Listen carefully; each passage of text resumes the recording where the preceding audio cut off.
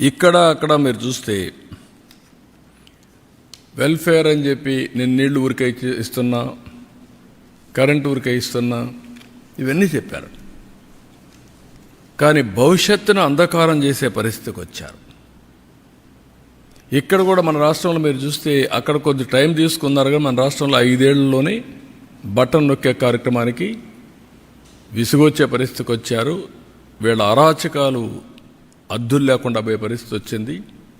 ఎగో problems కూడా చిన్న పెద్ద లెక్క లేకుండా ఇష్టానుసారంగా మాట్లాడడం, ఆ గర్వం, ఎగో, ఏదో ఎక్కడి నుంచో వచ్చినట్టు ప్రవర్తించడం, ఆ హంబుల్నెస్ లేకుండా పోవడం, ఇవన్నీ జరిగాయి. ఢిల్లీలో జరిగిన లిక్కర్ ఇది నథింగ్ కంపేర్ టు ఆంధ్రప్రదేశ్. ఎవరైనా సరే లిక్కర్లో ఇన్వాల్వ్ అయిన వాళ్ళు ఇంతవరకు ఆ ఫ్యామిలీస్ కూడా బాగుపడవు. అంటే అది పాపిస్ట్ డబ్బులు. రెండోది, పేదవాళ్ళ ఆరోగ్యాన్ని సర్వనాశనం చేసి మీరు ఎంజాయ్ చేయడానికి ఎవరిచ్చారు మీకు అధికారం? రూలర్స్కి.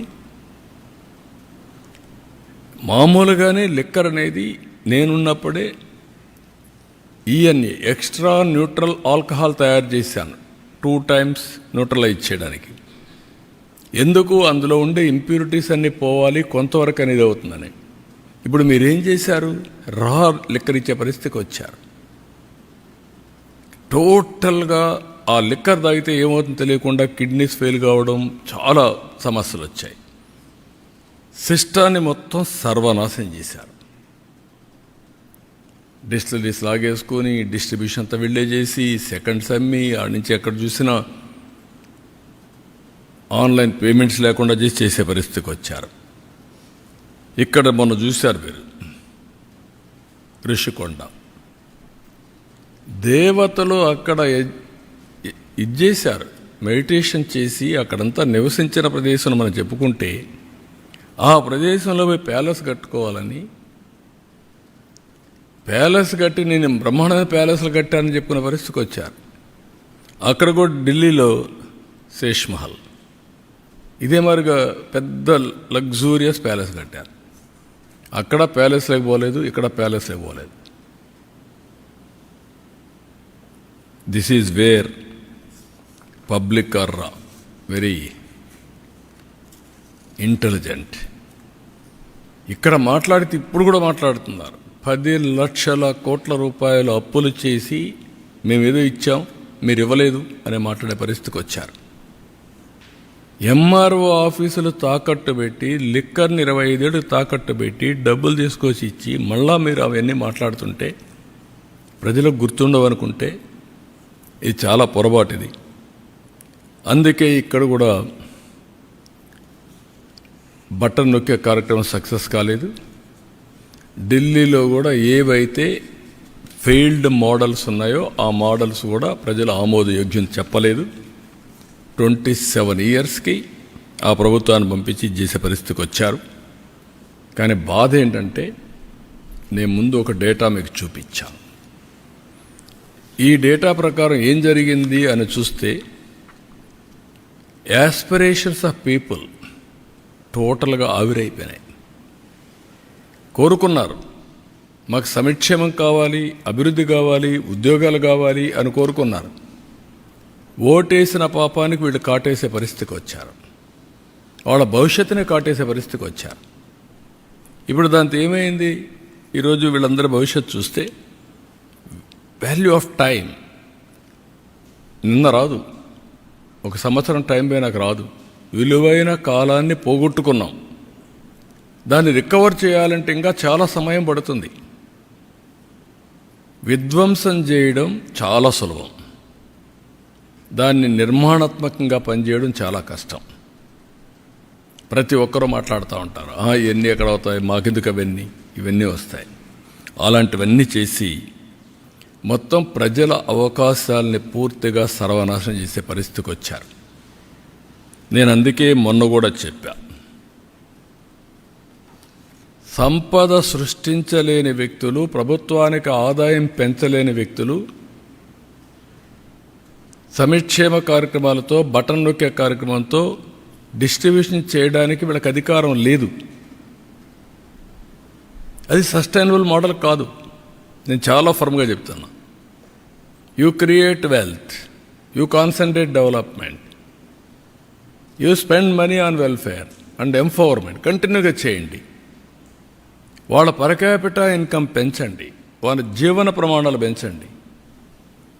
ఆ మోడలే సస్టైన్ అవుతుంది. అయితే ఓసారి ఇండియన్ డెమోక్రసీలో ప్రజలు చాలా ఇంటెలిజెంట్. భారతదేశం యొక్క విశిష్టత మనం చూస్తే ప్రతి ఒక్కడికి ఒకే ఓటు ఉంటుంది.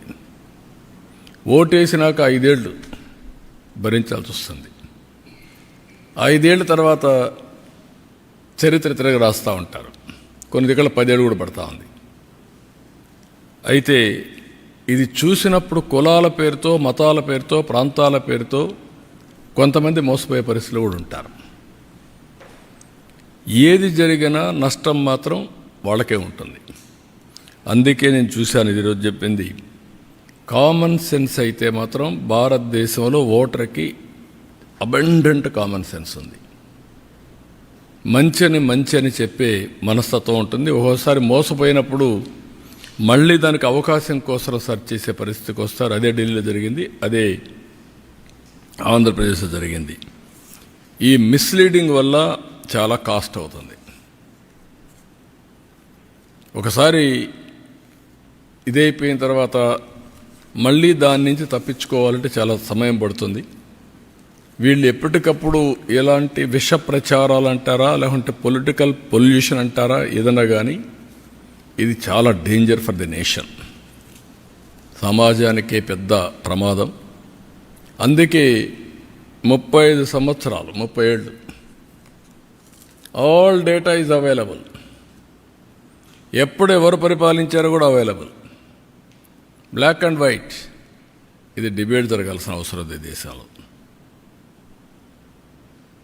ఎవరి పాలసీలు ఏం తీసుకొచ్చాం, ఆ పాలసీల వల్ల ప్రజల జీవితాల్లో ఏ విధంగా ప్రభావితం చేశాయి, దీనివల్ల సస్టైనబిలిటీ వచ్చిందా, డిట్రియేషన్ వచ్చిందా, డిస్ట్రక్షన్ జరిగిందా, వాళ్ళ జీవితాలు సర్వనాశనమైనాయా, అవకాశాలు పోగొట్టుకున్నది కూడా చర్చ జరగాల్సిన అవసరం ఉంది. ఆ చర్చ ఈ 30 ఏళ్ళుగా జరిగితే ఈచ్ పొలిటికల్ పార్టీ కాంట్రిబ్యూషన్ వాళ్ళ స్టేక్ హోల్డర్స్కి, నా కాంట్రిబ్యూషన్ ఏంటి ఆంధ్రప్రదేశ్కి, లేకుంటే ఇంకొక ఆయన వచ్చిన 5 ఏళ్ళు ఆయన కాంట్రిబ్యూషన్ ఏంటి, ఇంకొక ఆయన 10 ఏళ్ళు ఉంటే ఆయన కాంట్రిబ్యూషన్ ఏంటి, ఏం జరిగింది, ఇవన్నీ చర్చ జరగాల్సిన అవసరం ఉంది. ఒక బాధ్యత కలిగినటువంటి రాజకీయ పార్టీలుగా బాధ్యతతో ప్రవర్తించే మనందరం ఎలక్షన్ మేనిఫెస్టోలో చెప్పాం కాబట్టి రాష్ట్రాన్ని ఏం చేసినా పర్వాలేదు, నేను గెలిస్తే చాలు అనే, నేను ఎన్నిసార్లు మోసం చేస్తాను, అబద్ధాలు చెప్తాను, ఫేక్ న్యూస్ ఇస్తాను, ఇష్టానుసారంగా మాట్లాడతానంటే అది కరెక్ట్ కాదు. అందుకే ప్రజల్లో కూడా ఒక చైతన్యం రావాలని మనస్ఫూర్తిగా కోరుకుంటున్నాం. మీరు వేసేసిన తర్వాత బాధపడడం కాదు. నేను క్లియర్గా 5 సార్లు గుజరాత్లో గెలిచారు, 5వ గవర్నమెంట్, 15 times గ్రోత్ రేట్, 15 రెట్లు పెరిగింది. మీ కళ్ళ ముందర కనబడుస్తూ ఉంది ఇది. అదే 2024లో కూడా నేను గెలిచుంటే 12 సార్లు కాదు, గుజరాత్ సమానంగానూ ముందో ఇద్దరు ఉండేవాళ్ళు. That is where I want to emphasise to the people. You go through data. గాల్లో విమర్శించడం కాదు, ఏం జరిగింది ఆ పీరియడ్లో, ఆ జరిగిన తర్వాత ఏ విధంగా మీకు లాభం వచ్చింది, తర్వాత ఏ విధంగా నష్టం వస్తుంది అనేది మీలో తెలివితేటలతో ఆలోచించాలి ప్రతి ఒక్కరు. Apply your brains, discuss. Common మ్యాన్కి కూడా మనం ఎడ్యుకేట్ చేయాల్సిన బాధ్యత మీకు ఉంది, మాకు ఉంది. అందుకే నేను చెప్పాను మీడియాకు కూడా, మీరు కూడా అనలిటికల్గా వెళ్ళండి. ఒక చరిత్రలో ఒకప్పుడు తీసుకున్న నిర్ణయాల ప్రభావం ఇప్పుడు ఎట్లుంది, ఈరోజు తీసుకునే నిర్ణయాల వల్ల రేపు భవిష్యత్తులో ఏముంటుంది. ఈరోజు నరేంద్ర మోడీ గారు విజన్ 2047 వికసిత్ భారత్ తీసుకున్నారు. నేను వికసిత్ భారత్కు అనుసంధానం చేసుకుంటూ స్వర్ణ ఆంధ్రప్రదేశ్ తీసుకున్నా. నేను అంబిషియస్ ప్లాన్ పెట్టుకున్నాను. $2.4 ట్రిలియన్ 2047కి తయారు కావాలని.